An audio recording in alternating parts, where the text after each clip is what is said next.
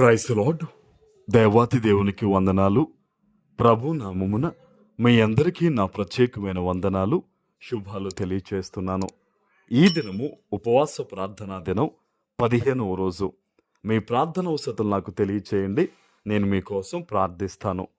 ఈ దినము కొరకు ఏర్పాటు చేయబడిన దేవుని వాగ్దానము ద్వితీయోపదేశ కాండము 15వ అధ్యాయము 4వ వచనము. నీవు స్వాధీనపరుచుకున్నట్లు నీ దేవుడైన యెహోవా నీకు స్వాస్యముగా ఇచ్చుచున్న దేశములో యెహోవా నిన్ను నిశ్చయముగా ఆశీర్వదించును. దేవుని నామానికి మహిమ కలుగునుగాక. ఈ ఉదయకాల సమయంలో దేవాతి దేవుడు నీ కన్నీటిని బట్టి, నీ ఎదురుచూపును బట్టి, నీ ప్రార్థనను బట్టి గొప్ప వాగ్దానాన్ని నీకు అందిస్తూ ఉన్నారు. ఆయన అంటున్నారు కదా, నీవు స్వాధీనపరుచుకున్నట్లు నీ దేవుడైన యెహోవా నీకిచ్చుచున్నా. ఆయన చూడండి ఏమంటున్నారు, నీవు స్వాధీనపరుచుకున్నట్లు నీ దేవుడైన యెహోవా నీకు స్వాస్యంగా ఇస్తున్నా.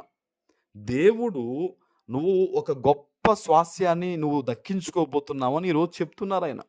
ఒక ఉద్యోగం కోసం చూస్తున్నావో, నీ బిడ్డల కోసం చూస్తున్నావో, ఒక శుభకార్యం కోసం చూస్తున్నావో, నువ్వు దేనికోసం ప్రార్థన చేసి ఎదురు చూస్తున్నావో ఆ స్వాస్థ్యాన్ని నువ్వు పొందుకోబోతున్నావు. ఆమెన్. దేవుడు నీకు ఉచితముగా దయచేయబోతున్నాడు స్వాస్థ్యాన్ని. ఒక ఉన్నతమైన దాన్ని దేవుడు నీకు ఇవ్వబోతున్నాడు. ఆమెన్. ఆయన అంటున్నారు కదా, నీకు స్వాస్థ్యంగా ఇచ్చుచున్న దేశములో యెహోవా నిన్నేం చేస్తారట, నిశ్చయముగా ఆశీర్వదిస్తారట.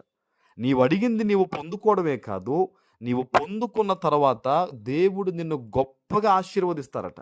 హల్లెలూయా. మరి అంత మేలు నేను దేవునికి ఏం చేశానండి? దేవుడు నిజంగా నా పట్ల వాగ్దానం నెరవేరుస్తారంటే ఖచ్చితంగా నెరవేరుస్తారు. ఎందుకంటే నీవు ఆయన తట్టు తిరిగావు గనక, నువ్వు ఆయన మీద ఆశ పెట్టుకున్నావు గనక ఆయన నిన్ను సిగ్గుపరచడు, ఆయన నిన్ను ఒంటరి వానిగా విడిచిపెట్టడు. నిశ్చయముగా నీకు బహుమానమునిచ్చి, నిశ్చయముగా నీ నీతికి తగ్గట్టు నీ నివాస స్థలాన్ని ఆయన అభివృద్ధి చేయబోతున్నాడు. ఆమెన్.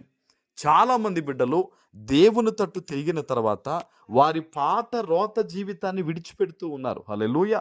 అదే వారికి గొప్ప బహుమానం. ఎందుకంటే తన బిడ్డలు తన స్వరాన్ని విని రావాలని కోరుకుంటున్నాడు.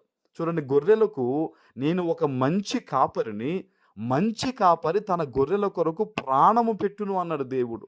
ఈరోజు ఆయన స్వరాన్ని వినే ఒక గొర్రెవలే మనం ఉండి ఆయన వద్దకి వచ్చినప్పుడు, ఆయన మీద ఆశ కలిగి జీవిస్తున్నప్పుడు ఖచ్చితంగా దేవుడు మనల్ని సంతోషంతో నింపుతాడని మన విశ్వాసాన్ని కనపరిచినప్పుడు ఖచ్చితంగా మన స్వాస్థ్యాన్ని పొందుకుంటాం. ఈరోజు చాలామంది బిడ్డలు వారి జీవితంలో ఒక ఉన్నతమైన స్థానాన్ని కోరుకుంటున్నారు. వారి జీవితంలో వాళ్ళ బిడ్డల భవిష్యత్తు కోరుకుంటున్నారు. వాళ్ళ జీవితాలు బంగారం వలె ఉండాలని ఆశపడుతూ ఉన్నారు. నా దేవుడు చెప్తూ ఉన్నాడు, నీ సంతోషము పరిపూర్ణమగునట్లు నువ్వు అడుగు, నేను నీకు ఇస్తానంటున్నాడు. ఈరోజు అదే చెప్తున్నాడు దేవుడు, నీకు ఒక స్వాస్యాన్ని ఇవ్వబోతున్నాను. ఆ స్వాస్యమును నీవు స్వాధీనపరుచుకున్న తర్వాత ఇదిగో నిశ్చయముగా నేను నిన్ను ఆశీర్వదిస్తానని. హల్లెలూయా.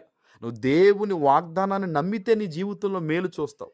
అందుకనే దేవుడు చనిపోయిన లాజరు సహోదరుతో అంటాడు, నీవు నమ్మిన ఎడల దేవుని మహిమను చూస్తావు అన్నాడు. ఈరోజు ఈ వాగ్దానాన్ని వింటున్న నీవు కూడా, ఈ వాగ్దానం దేవుడు నాకే ఇచ్చాడు, నాతోనే మాట్లాడాడు గనక ఇదిగో నేను ఒక స్వాస్థ్యాన్ని పొందుకోబోతున్నాను, అందులో దేవుడు నన్ను ఆశీర్వదించబోతున్నాడని నువ్వు నమ్మి ఈ వాగ్దానం ఎత్తిపెట్టి ప్రార్థించు, తప్పక నువ్వు మేలు పొందుకుంటావు.